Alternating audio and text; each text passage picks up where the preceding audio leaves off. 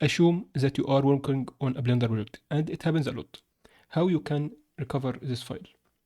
In this video, I'll show you how you can recover your Blender file, even if you saved it or not. So how you can recover a saved file? First, you go to File, Recover, and Autosave. Then you will see a lot of files in this folder, which is temp. This is fast method, and you will see a lot of files here. Next, you will want to arrange them by the date modified. From here, you can see this is the oldest one, and here this is the newest one.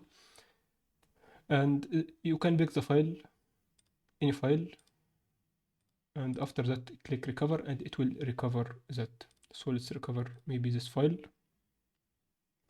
As you can see, after that you can save